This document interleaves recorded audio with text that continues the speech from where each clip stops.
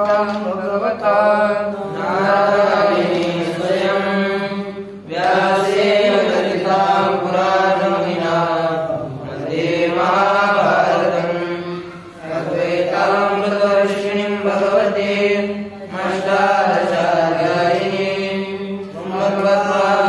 ददामि भगवद्गीते भगवद्वेषिणीं नमोऽस्तु देवासविशालबुधे कुलारविन्दाय तपतरणित्र येन त्वया भारतपूर्ण प्रज्ञानिधो ज्ञानमयप्रदीपः प्रपन्नपारिजाताय स्तोत्रवेत्रैकपाणये ज्ञानमुद्राय कृष्णाय गीतामृततुल्ये नमः।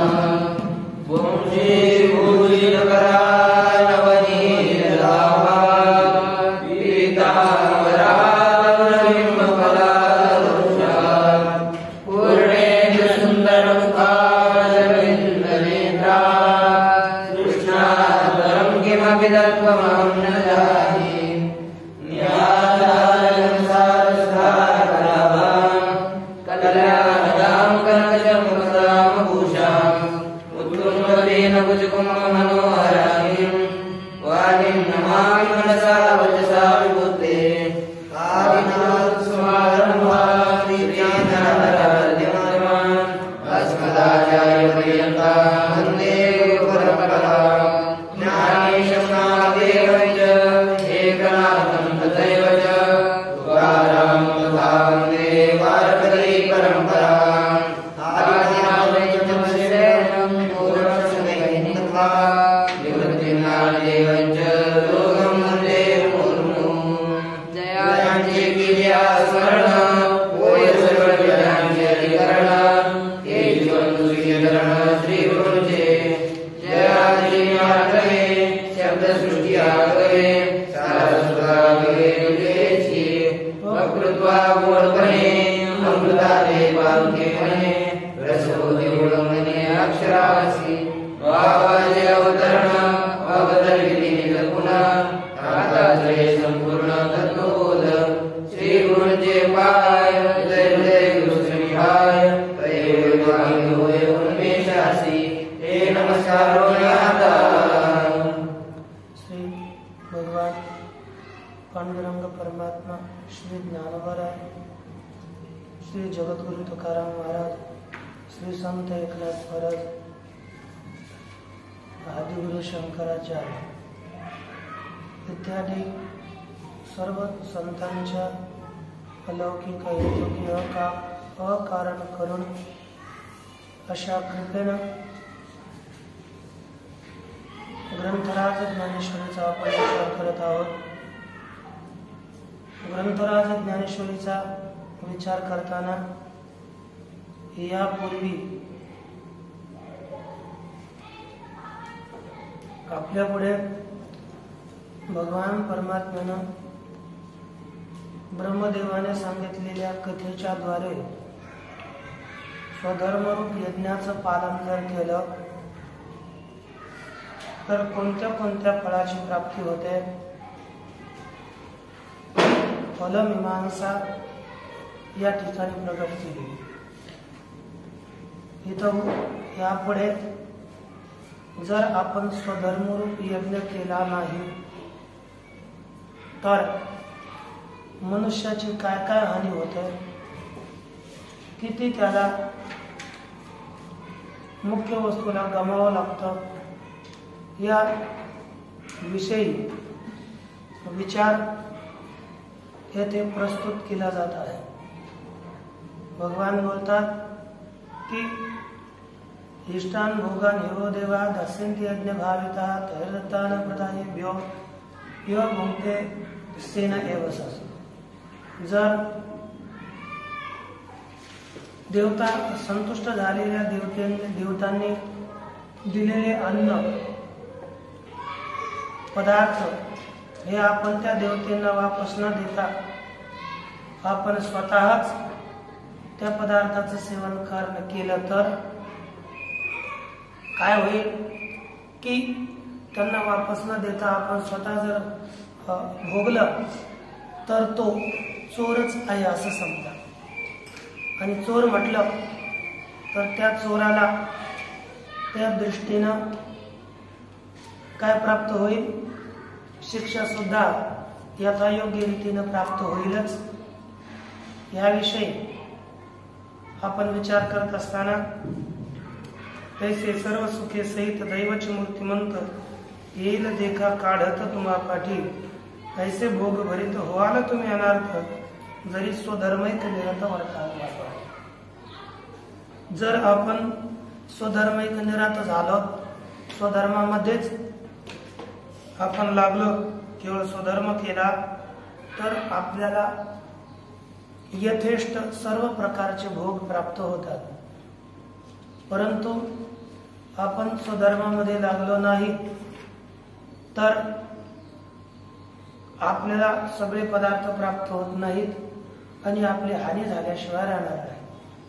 मग काय काय आपण केलं नाही, सगळे यथेष्ट पदार्थ प्राप्त झाले, परंतु हे पदार्थ प्राप्त झाले असताना सुद्धा आपण त्याचा विनियोग यथेष्ट केला नाही तर आपली किती हानी होते. पण काय काय न केल्यामुळे कशा कशाची हानी होते याचं प्रतिपादन भगवान या ठिकाणी करतात. भगवान बोलतात का म्हणजेच ब्रह्मदेव भगवान सांगतात, परंतु ब्रह्मदेवाच्या मुखातील ही वार्ता का झाली या सकळ संपदा जो अनुसरेल इंद्रिय मदा लुब्ध होण्या स्वादा विषयांच्या. का किंवा याच्या विपरीत सकळ संपदा झाली या जो इंद्रिय मदा अनुसरेल. सकळ संपदा झाली या जो किंचित विषयांच्या स्वादा लुब्ध होण्या इंद्रिय मदा अनुसरेल. जो मनुष्य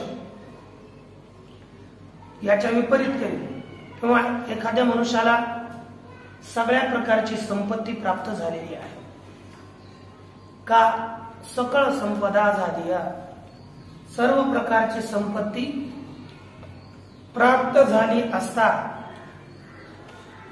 जो विषयांच्या स्वादा लुब्ध होऊन या इंद्रिय मदा अनुसरेल. जो मनुष्य विषयांच्या स्वादास लुब्ध होऊन विषयांच्या गोडीला बोलून त्या विषयाची गोड विषय प्राप्त झाले तर त्या विषयामध्येच आसक्त होऊन इंद्रिय मदा अनुसरेल आणि इंद्रियांच्या उन्मत्तपणाचा अनुसरण करेल. म्हणजे जे जे इंद्रिय म्हणती तेच जे पुरुष करते ते तरलेच न तरती विषय संधो. कुठेतरी ओवी आपल्याला आलेली आहे पुढे की जे जे इंद्रिय म्हणती तेच जे पुरुष करते, इंद्रिय जे सांगतात ते जर आपण केलं तर ते तरलेच न तरती. हा ते कोणता आपला इंद्रिय आणि पुढे मागे कारण की ते तरलेच न तरती विषय सिंधू. ते या वाट तरलेले आहेत परंतु ते तरुण जात नाही. ते या संसारातच पडतात. अंगा मनासी रुचावे येतुलेने कृत्याकृत्य नाठवे. म्हणजे अंगाला मनाला जे जे आवडेल ते स्वीकार करायचं. एवढ्यानं काय शास्त्र सांगतंय करा म्हणून, काय नका म्हणून ते काहीच आठवत नाही आणि करणीयाचे नावे भलतेची करी. म्हणजे जे वाटेल तो करत राहतो. या प्रकारे जो मनुष्य केवळ विषयामध्ये संलग्न असतो असा जो पुरुष आहे त्याची स्थिती काय होते ते सांगतात. ती यज्ञ भावी ती सुरी जे हे संपत्ती दिली पुरी तया स्वधर्मी सर्वे ईश्वरी न भजेल. ती यज्ञ भाविती. काही ठिकाणी पाठ आहे भाविकी, भाविती, परंतु भाविकी चांगला वाटत नाही. भाविक विश्वासी हे आपण घेतो, त्यानुसार भाविकी ग्रहण केला असावा. कारण की यज्ञाने जे भावुक झालेले आहेत हे ना, कारण की यज्ञ केला तर तो यज्ञ हवन केल्यामुळे ज्यांच्या अंतःकरणामध्ये भावना निर्माण झाली म्हणजे संतुष्ट झाले, हे यज्ञ भाविकी भाविक हा शब्द ग्रहण करून तो पाठ ठेवला असावा बहुतेक करून.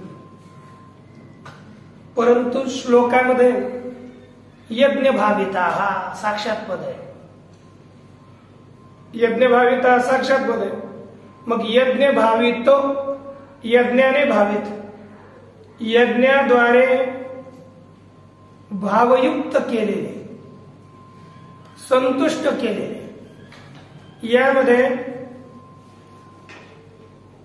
एकामध्ये यज्ञाने भावुक झालेले, यज्ञाद्वारा स्वतः भावुक झाले, आणि एकामध्ये यज्ञाद्वारे भावुक केले, एकाने भावित केले. असे जे भूसत्तायाम या धातू पुढे निजंत, भूसत्तायाम हा निजंत धातू घेतला तर त्या निजंत धातूस क्त प्रत्यय करून भावित शब्दाची उत्पत्ती होते. म्हणजे यज्ञाद्वारे जे संतुष्ट झालेले देवता आहेत, कोण? सूरी अर्थात देवतांनी. यज्ञाद्वारे संतुष्ट झालेल्या देवांनी जे हे पुरी संपत्ती दिली, जी संपूर्ण संपत्ती, संपूर्ण ऐश्वर्य दिलेले आहे, तया स्वधर्मी सर्वेश्वरी जो न भजेल तया, जो है ना, तया म्हणजे त्या संपत्तीने, देवतांनी दिलेल्या संपत्तीने जो मनुष्य स्वधर्मी अर्थात आपल्या धर्माने सर्वेश्वरी न भजेल, परमेश्वरास भजणार नाही.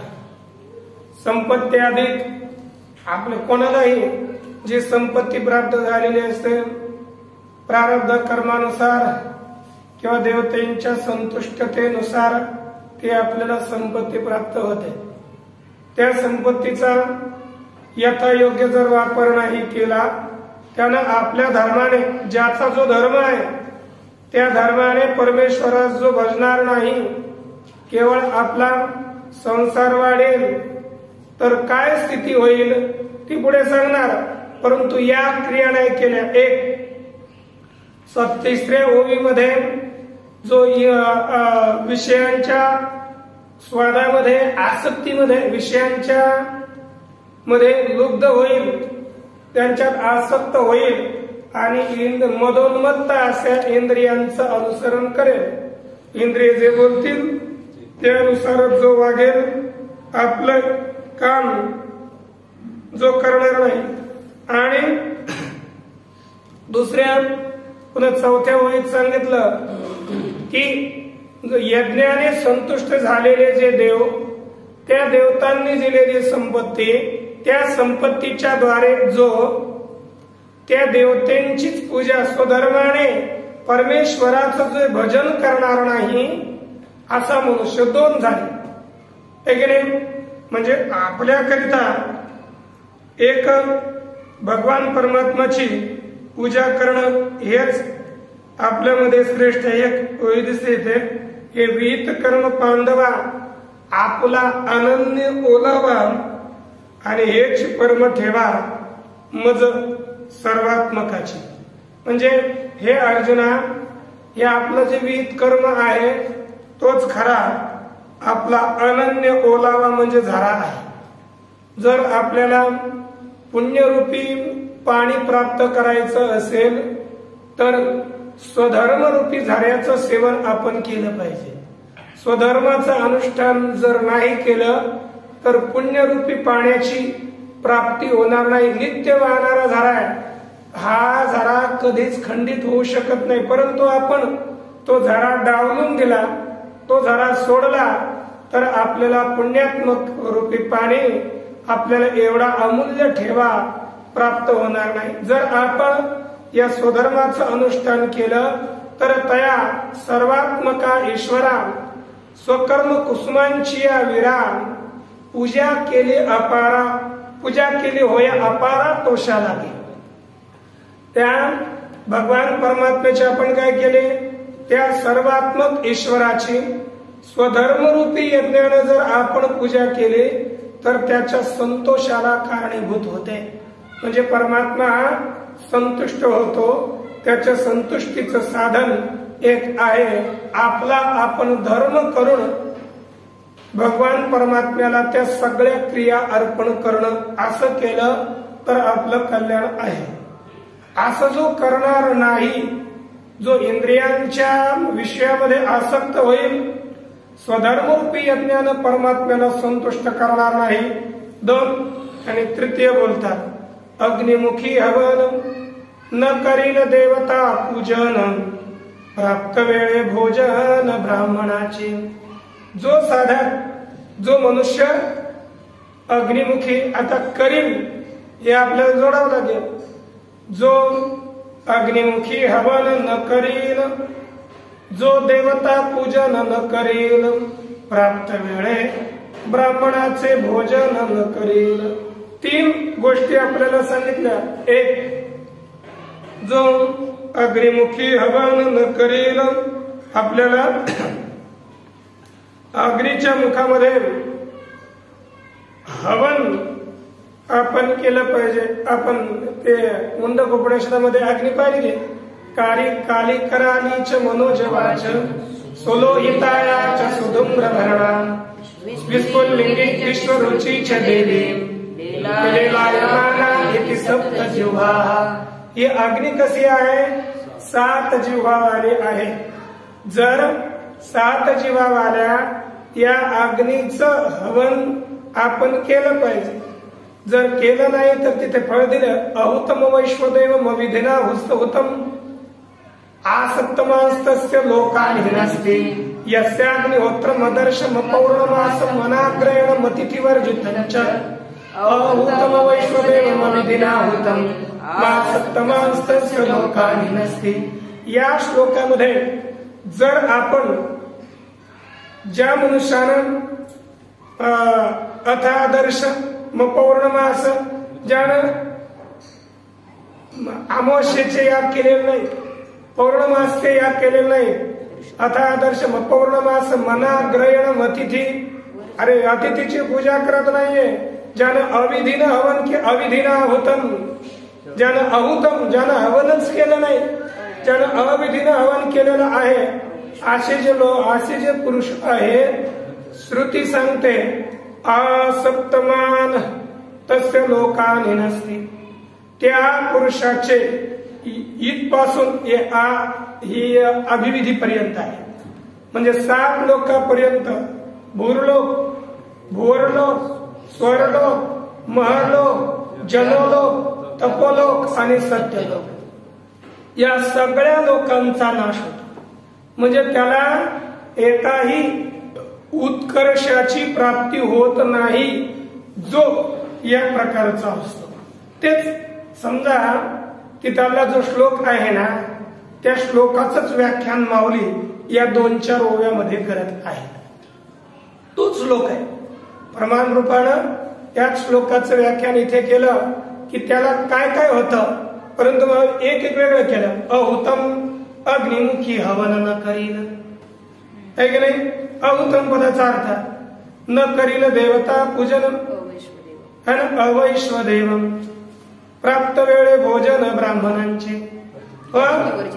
अतिथी वर्जितम पुढे देतील, परंतु यथायोग्य काळी जर आपण ब्राह्मणांचं भोजन करवलं, यज्ञ म्हटलं की तिथे ज्या ठिकाणी ज्यांचं कथन केलंय ते आपण केलं पाहिजे.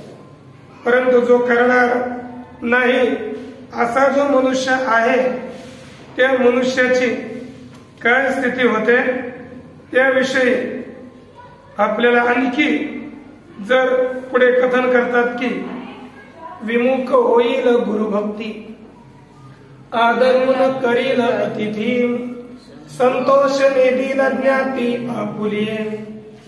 जो मनुष्य गुरुभक्ती विमुख होईल, अतिथी आदरून करील, आपुलिये ज्ञाती संतोष नेदेईल न देईल. मनुष्याच्या जीवनामध्ये यांना फार महत्व येतं. 2 प्रकारचे वंश या श्लोकामध्ये सांगितलेले आहे. एक आपल्याला एक वाक्यशास्त्राचा कंटा की मातृदेव भव, पितृदेव भव, आचार्य देव भव, अतिथी देव भव. यानुसार आपले काय आईला आपण देव समजून आराधना करावी, पित्याची देव समजून आराधना करावी, गुरुची देव समजून आराधना करावी आणि अतिथींची सुद्धा देव समजून आपण आराधना केली पाहिजे. हे सगळे कर्म शास्त्र आपल्या कल्याणाकरिता सांगतात. अतिथी रूपाने आलेला कोणी व्यक्ती असेल त्याची यथार्थ रीतीने पूजा केली, तो मनामध्ये कोणत्या विकारानं आला हे घेणं देणं नाहीये, पण आपण केलेली ती पूजा आपलं कल्याण केल्याशिवाय राहणार नाही. तो अधिकारी असो की अनधिकारी असो, परंतु ती पूजा आपण केली पाहिजे. म्हणून 2 प्रकारचे आपण वंश पाहतो. एक विद्यावंश आणि दुसरा रक्तवंश, बिंदू वंश. कारण की एक विद्यावंश जो एक ही विद्या आपण पुढच्या व्यक्तीला जी संक्रमित करतो, हाही एक वंशच आहे, याला विद्यावंश असं म्हणतात. दुसरा आहे आई वडिलांपासून मुलाची उत्पत्ती होणे, त्यांच्यापासून पुढील उत्पत्ती, हा जो वंश आहे हा रक्तवंश आहे. त्या दोनही वंशाचा आपण आदर केला पाहिजे. त्या आदरातूनच आपलं कल्याण संभव आहे, नाहीतर आपलं कल्याण होतच नाहीये. याविषयी एक वाक्य दिलं. पहिला वंश दिला जो महत्वाचा वंश आहे. कारण की आपण जेव्हा आपण परमार्थामध्ये प्रवृत्त होतो त्यामुळे 2 असतात पहा. एक मी कोणते ऐकले होते म्हणजे ओंकारेश्वरचे मोठे स्वामीजी होते, त्यांचे काय वाक्य होतं, विवेक चूडामणीमध्ये बोलत असताना ते बोलायचे की जेव्हा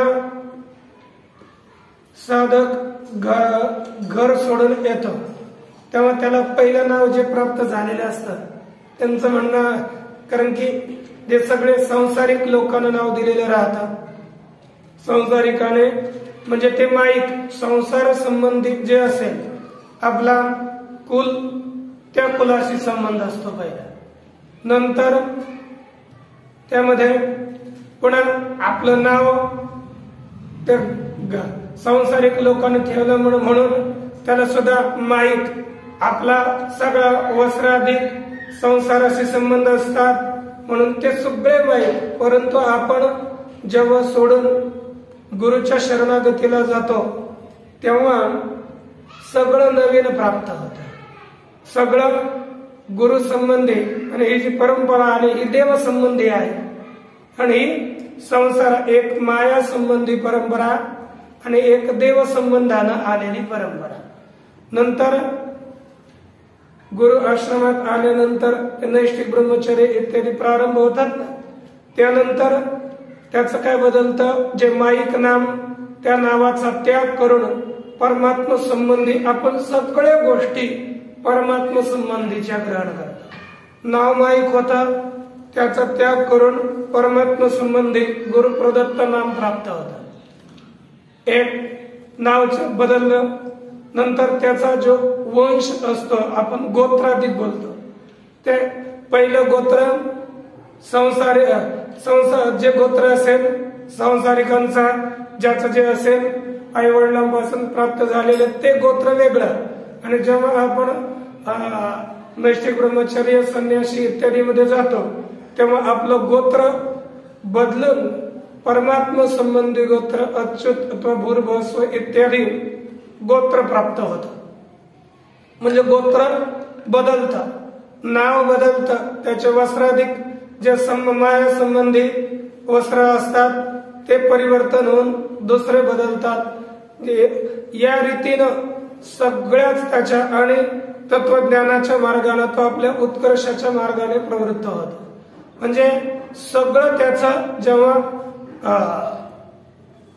गुरु शरणागतीस जातो तेव्हा हळूहळू त्याचं सगळं बदलून जातं. मग सगळं तो परमात्मा संबंधी स्वीकार करतो. म्हणून त्यानं नित्य त्याचं काय राहतं, तिथून पुढे तो आपल्या उत्कर्षाला आपल्या कल्याणाला प्राप्त करण्यास प्रवृत्त राहतो.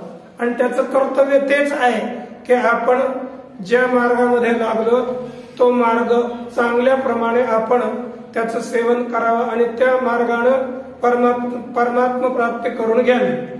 यदा कदाचित आता गृहस्थ साधक आहे, तो गृहस्थ साधक म्हणजेच पहिल्यांदा दोन्ही इथं गुरु आश्रमात राहतील, परंतु एक नैष्ठिक ब्रह्मचर्य आदी दीक्षा ग्रहण करून गुरुग्रही राहूनच आपल्या जीवनामध्ये पूर्ण जीवन साधक अवस्थेत व्याप्त करण्याकरता प्रयास करतो. एक साधक आहे. दुसरा आहे आपल्या गुरुग्रही न राहता तेथून उपकर्वाण ब्रह्मचर्य समाप्त करून समावर्तन संस्कार करून आपल्या घरी परत येतो. आणि जो नित्य राहतो त्याच्या समावर्तनाची काही आवश्यकता कारण तो तसा तिथून पुढे नैष्ठिक ब्रह्मचर्य परिवर्तित होऊन पुन्हा तसाच राहील. परंतु जो घरी येतो त्या आणि जो संसारिक आहे त्याच्याकरता हे सगळे मग इंद्रिय मद संपत्ती वगैरे हवन करणं हे सगळं संसारिकास उपदेश केला जातो. त्याच्यात तर आहेतच आहे, परंतु आल्यानंतर इथं जो इंद्रिय संपत्ती प्राप्त झाल्यामुळे गुरु भक्ती विमुख होईल. आता कोणी असेल, कारण की इथे काय देतात, आपल्याला तत्वज्ञानाची प्राप्ती करायची झाली तर एक कबीरजीचं वाक्य आहे की गुरु बिन कौन बतावे बाट बड़ा बिकट यम घाट काम क्रोध की नदिया बीच मो अहंकार की लाट गुरु बिन कौन बतावे बाट. आणि आणि आपले को जाना है, आपल्याला जायचंय तर हे मार्ग आपण विमुख होता कामा नये. जो होईल त्याला काय हानी होईल ते पुढे सांगतील. गुरु हा संत कोळीचा राजा, गुरु हा प्राण व्यवसाय माझा इत्यादी शास्त्रामध्ये आपल्याला अनेक प्रकारे वर्णन केलं असेल. असं यामध्ये कारण की जो विमुख होईल गुरुभक्ती सोडेल आणि त्या जो करेल त्याची स्थिती कशी होते. श्वेताश्वेतर उपनिषदामध्ये अंतिम एक वाक्य दिलं की यस्य देवे परा भक्ती यथा देवे तथा गुरु तस्य ते कथिता अर्थ प्रकाशन्ते महात्मनः. म्हणजे ज्याची ईश्वरावर जशी भक्ती असते तशी ज्याची गुरुवर भक्ती असते अशा महात्म्याला सांगितलेले आणि न सांगितलेले सगळे अर्थ त्याच्या अंतःकरणात प्रगट होतात. सगळे अर्थ त्यालाच कळतात. म्हणजे अन्याला कळत नाहीत. एवढंच काय, हे सेवा करणं हे आपणच सामान्य माणसानंच करावं हा नियम नाही. आपल्यापेक्षा भगवान परमात्म्यानं सुद्धा ही सेवा केलेली आहे. नाथ महाराजांच्या आनंद लहरी वाक्य दिलं, राम नामे करिता घोष तेने तुटती भवपाश तोही शरण श्री वशिष्ठास गुरु भक्तीस सादर. म्हणजे भगवान सुद्धा शरण गेले. पूर्ण ब्रह्म श्री कृष्णनाथ तोही म्हणवी गुरुभक्त दुर्वास ऋषीची सेवा करीत नित्य मुक्ती लागी. आता म्हणाल दुर्वास ऋषी कधी काही समय असेल आणि सांदीपणी तर आहेतच, परंतु हे सुद्धा भगवान परमात्म्याने सुद्धा केलेले आहे. आणि जर त्याच्यातून विमुख होईल तर आपल्याला काय पुढे स्थिती होईल ते आपण पुढे पाहूया. म्हणून ज्ञानोबरायांनी सांगितलं, म्हणून जाणत येणं गुरु वैजो તેને કૃતકાર્ય હોય છે जैसे मूळ सिंचने सहजे शाखा पल्लव संतोषती. एक हे आपल्या कल्याणाचं साधन. दुसरे साधन देतात की आदरण करील अतिथी. जो अतिथीचा आदर करत नाही म्हणजे तिथी न सांगता अतिथी या शब्दातून आपला अर्थ काढतो. परंतु अतिथीचा प्रत्येक मनुष्यानं आदर केला पाहिजे. कारण की अतिथी सत्कार हा आपल्या धर्मातील एक आपल्या कल्याणाचा मोठा मार्ग आहे. कारण की याविषयी आपण जर विचार केला, भगवान आपल्या या आपण कठोपनिषदाचं अध्ययन करत असताना जेव्हा नचिकेताचे पिता गौतम हे सगळ्या वृद्ध गायी दक्षिणारूपानं ब्राह्मणाला देऊ लागले, तेव्हा नचिकेताला वाटलं, कारण की या दूध देणाऱ्या नाहीत, पुन्हा बछडे देणाऱ्या नाहीत, यांना खाण्याची यांच्यात ताकद राहिलेली नाहीये. अशा जर गायी दिल्या तर देणाऱ्यांना जे दुःखरूपी लोक आहेत, अनानंदान जे दुःखरूपी लोक आहेत, अशा दुःखात्मक लोकांची अशा पुरुषाला प्राप्ती होते. उशन हवै समाज श्रवसास सर्व वेद संददौ तस्य नचिकेता नाम पुत्रास सदक्षिणासु नियमानासु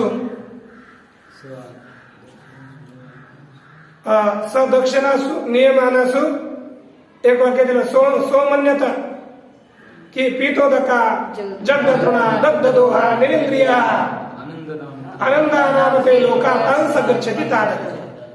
अशा गायी देणारा हा दुःखरूपी लोकाला प्राप्त होतो.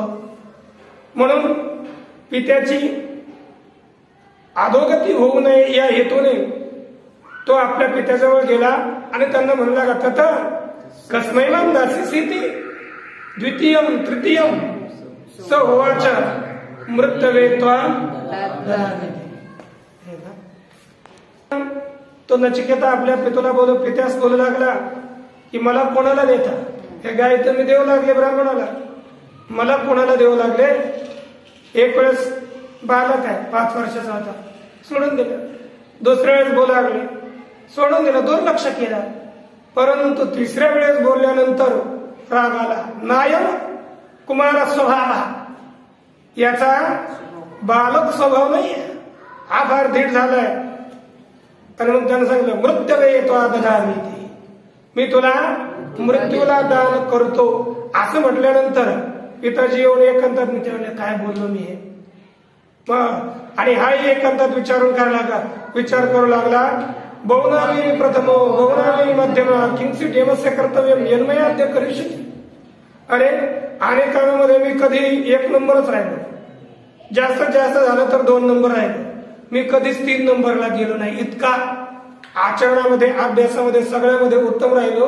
आज यमाचं काय कर्तव्य आलं जे माझ्याकडून करायचं, जे मी केलं जाईल अशा प्रकारे चिंतन करून. परंतु पित्याला थोडा खेद वाटला आणि ते यमाकडे पाठवण्याकरता तयार झाले नाही. तेव्हा त्याने सांगितलं अनुपश्य यथा पूर्वे प्रतिपश्य तथा परे सस्यमेव पचते मर्त्या सस्यमेवा जायते पुन्हा. अरे तुम्ही मागचे जे लोक आहेत त्यांचं पहा आणि पुढे येणारे त्यांचा सगळ्यांचा विचार करावा. मागच्या आणि पुढच्यांनी काय केलं. अरे हा मनुष्य जसं राणामध्ये लावलेल्या एका धान्याप्रमाणे तो उत्पन्न होतो आणि नष्ट होऊन जातो, त्याप्रमाणे हे जीवन आपलं क्षणिक आहे, क्षणभंगुर आहे. तुम्ही आता काय करा, मला पाठवा, कारण की तुम्ही आपलं वचन पालन करा. कारण की खोटं बोलल्यानंतर फार हानी होते. यांनी रागात बोललाय, परंतु मुलगा सांगतोय तुम्ही आता पाठवलं पाहिजे, नाही तर आपलं अकल्याण होईल. मग नंतर ना इलाजानं त्यांनी आपल्या पुत्राला यमाकडे पाठवलं. नचिकेता जाऊन ते तिथे राहिला. परंतु यमाकडे गेल्यानंतर यमजी बाहेर फिरायला गेले होते. 3 दिवस बाहेरच राहिले आणि 3 दिवस तिथेच नचिकेता राहिला आणि अतिथीची पूजा करावी लागते. मग काय झालं की यमजी आल्यानंतर यमजीच्या पत्नीने अगोदर सांगितलं ते 3 दिवस झाला हा बालक दारातच बसलेला आहे, तो हात आलेला नाहीये. अगोदर तुम्ही काय करा, पाणी घ्या आणि त्याचा अतिथी सत्कार करा. तिथे एक वाक्य दिलंय पहा की हर वैवस्वतोदकम,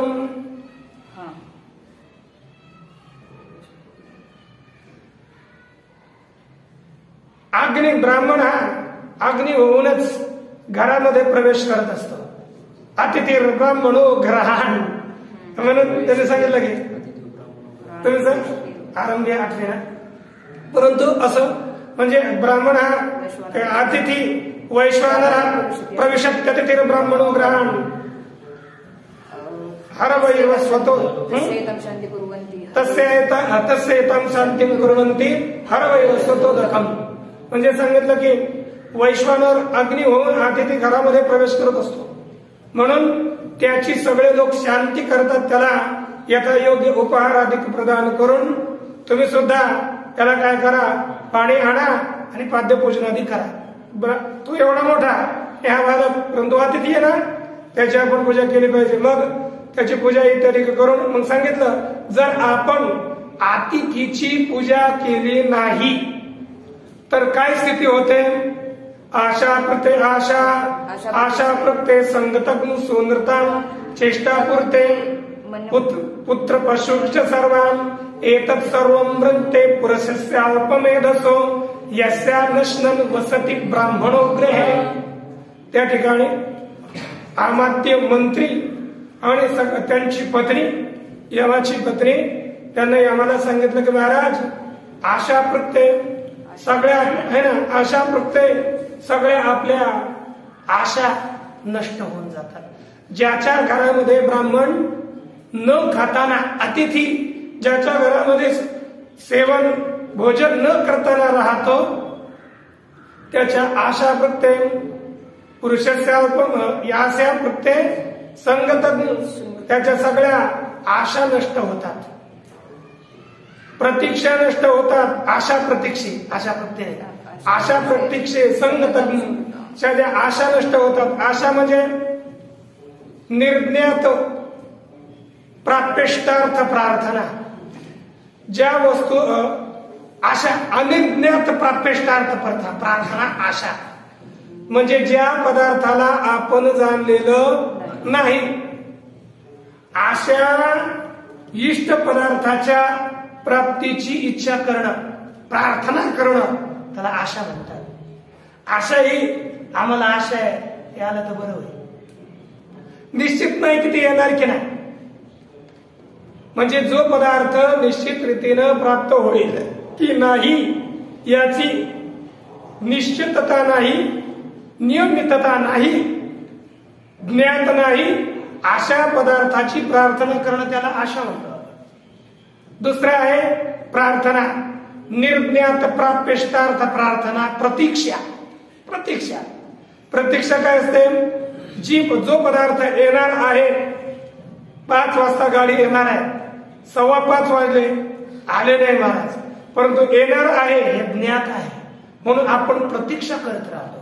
ती वस्तू प्राप्त होईल परंतु विलंब होतोय त्याची प्रतीक्षा होत असते आणि आशेमध्ये प्रार्थना केलीच जाते परंतु ती पदार्थ ती वस्तू प्राप्त होईल की नाही याच निश्चितता नसते. परंतु ज्याच्या घरात अतिथी उपवासी राहतो त्याच्या सगळ्या आशा नष्ट होऊन जातात, प्रतीक्षा नष्ट होऊन जातात, त्याच्या सत्संगतीपासून उत्पन्न झालेलं फल नष्ट होऊन जातं. आशा प्रतीक्षे संगतग्न सुमृताम चेष्टापूर्ते पुत्र पशुश्च. त्याच्या सुमृता चांगली वाणी बोललेले, चांगल्या वाणीचा आपण प्रयोग केला है ना, म्हणजे आपण प्रिय हितकर वाणी बोललो तर त्यापासून पुण्याची प्राप्ती होते, ते सुद्धा नष्ट होऊन जाते. पुन्हा इष्टापूर्त, इष्ट कर्म पूर्त कर्म यांचं फळ निवृत्त होऊन जातं. इष्टकर्म कशाला म्हणतात, जे श्रौत कर्म आहे त्याला इष्ट कर्म असं म्हणतात आणि जे स्मार्त कर्म आहे त्यांना पूर्त कर्म. स्मार्त मध्ये दत्त सुद्धा येतात. या प्रकारे इष्ट पूर्त कर्माचं फळ, पुत्र, पशु, सगळं काही अतिथी उपवासी राहिल्यानंतर नष्ट होऊन जातं. जो आदरून करील अतिथी आणि म्हणून नंतर मग त्याला संतुष्ट करण्याकरता तिसरोरात्री यदवाचेन ग्रह मेरे अष्टम ब्रह्मण्य नमस्य. अरे ब्रह्म येऊन 5 वर्षाच्या बालकाला नमस्कार करतोय. 3 रात्री तू माझ्या घरामध्ये राहिला आहेस म्हणून तुला हे ब्रह्मण तुला मी नमस्कार करतो. या 3 रात्रीमध्ये राहिल्यामुळे तू 3 वर मला माग आणि 3 वर तो मागून तिथून पुढचं सगळं उपनिषद या 3 वरावर प्रारंभ होत. या प्रकारे कठोपनिषदाचा विचार आहे.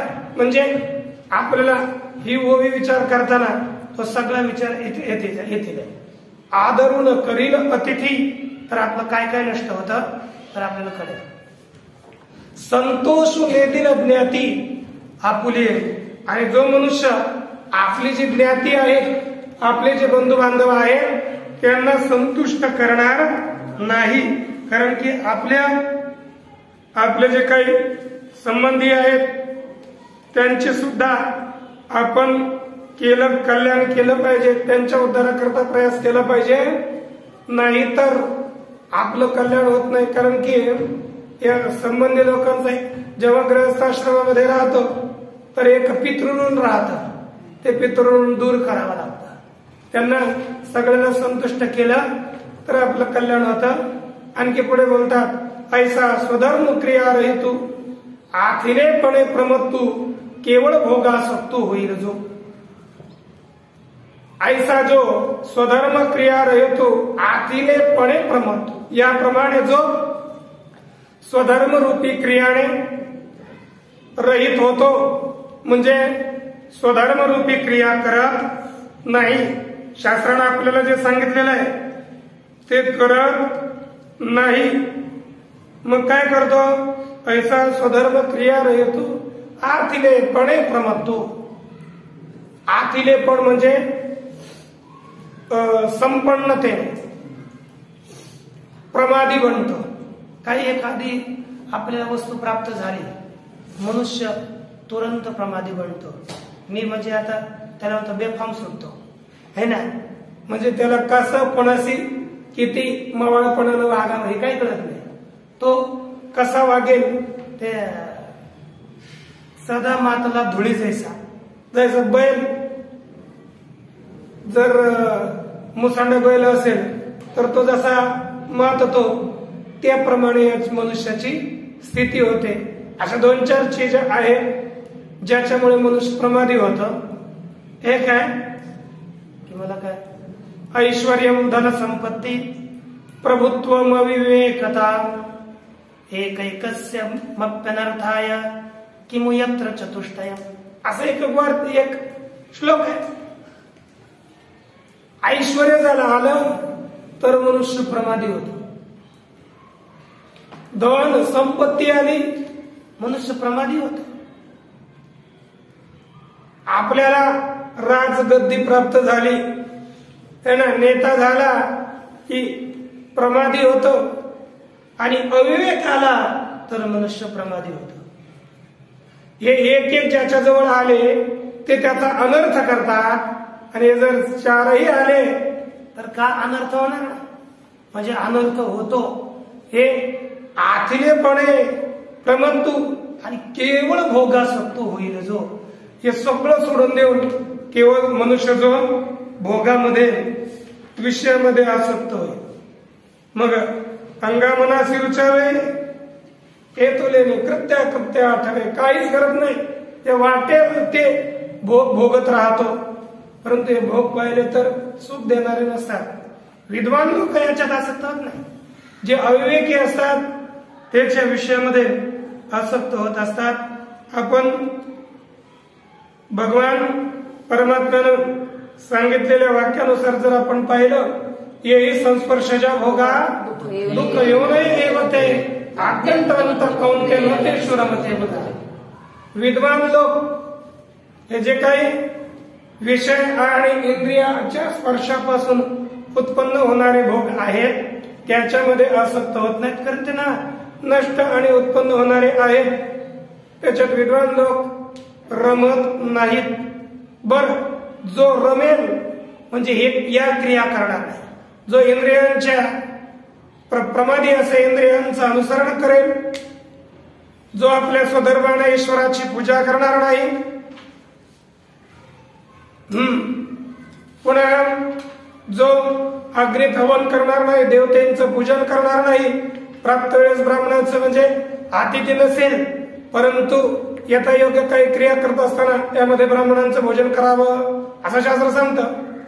मग अशा वेळेस जर ब्राह्मणांचं भोजन करत नसेल, गुरुची भक्ती करत नसेल, अतिथीचं पूजन करत नसेल, आपल्या सगळ्या संबंधींना संतुष्ट करत नसेल, स्वधर्म सोडत असेल, प्रमादी होऊन भोगामध्ये आसक्त होत असेल, असा जो मनुष्य आहे तया मग अपाओ थोर आहे, जेणे ते हातीचे सकळ जाय, देखा प्राप्त हिनला हे भोग भोगू.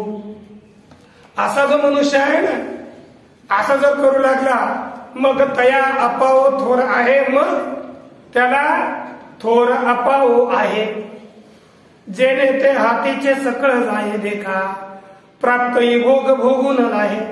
अर्थात मग त्याला थोर अपाव आहे, मोठा अपाय आहे, म्हणजे फार मोठी हानी आहे. त्याची इतकी मोठी हानी आहे की फार भयंकर हानी होते. जेणे ते हातीचे सकळ आहे, ज्यामुळे जी हानी प्राप्त झाली असता हातीचे सकळ जाय, हातात आलेलं सगळं जात, म्हणजे जे जे एक एक एक एक एक एक एक एक एक एक एक एक पदार्थ त्याच्या हातातून दूर होऊन जातात. प्राप्त झालेले पदार्थ हा सगळे. आणि प्राप्त ही भोग भोगून आहे, प्राप्त झालेले भोग सुद्धा त्याला भोगता येत नाही. आपल्याला जर समजा पुढे आपल्याकडे किती मिष्टान गुलाबजामुन प्राप्त आहे, परंतु याने प्रमाद केलाय, पाप केलाय, साखर झाल्याशिवाय राहत नाही, है ना. मधुमेह झाला, सुटले पदार्थ, त्याला एक एक एक एक पहिल्यांदा, कारण की त्यानं अधर्माचं सेवन केलं, अधर्म करून लोकांना त्रस्त केलं, मग यथा योग्य पदार्थ सुद्धा प्राप्त होऊन त्याचा तो भोग करू शकत नाही. या प्रकारे आपण आज या ठिकाणी विचार केला. बाकीचा विचार उद्या करू. पूर्णमदः पूर्णमिदं पूर्णात् पूर्णमुदच्यते पूर्णस्य पूर्णमादाय पूर्णमेवावशिष्यते.